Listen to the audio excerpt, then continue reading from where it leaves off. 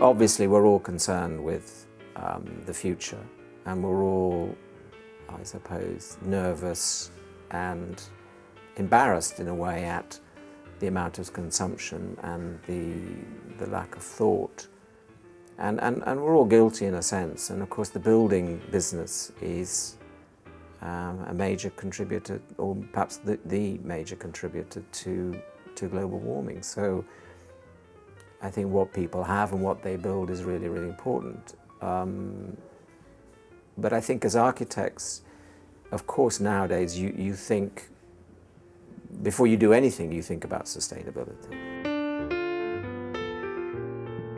I mean, the only reason that my work is really has sides to it of a spiritual nature are that I do sometimes build churches.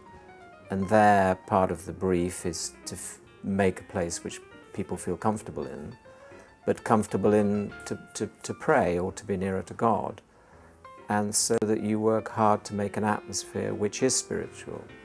But I mean, I think it's very dangerous if you try and say that the shops that I do are spiritual, because clearly they're not. I mean, it's about a different thing.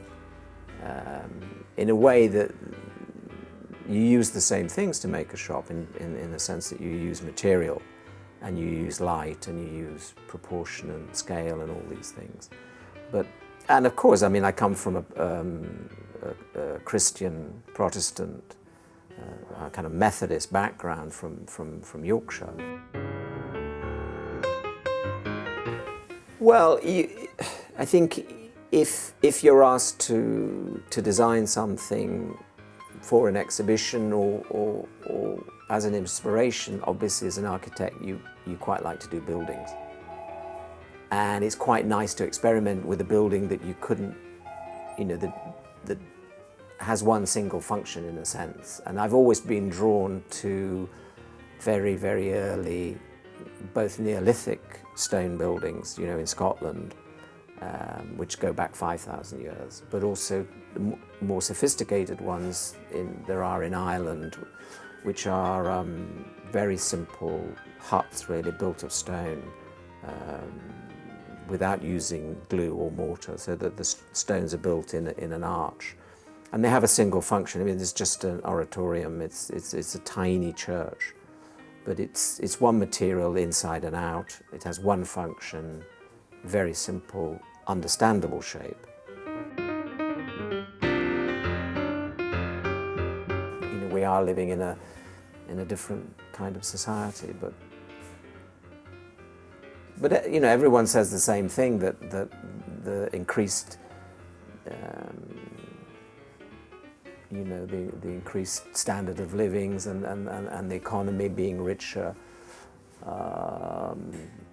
since the war, really, I mean, it hasn't made people happier. So, you know, but one tries to make things which at least excite people and buildings that are, you know, comfortable to be in. I love the design week in Milan, obviously. I mean, it's a fantastic party. And in that sense, I mean, of course it sounds frivolous, but actually interaction with people is, I mean, it's all about people that make things, really. And it's ironic that I have to go from London to Milan, you know, to spend time with my friends.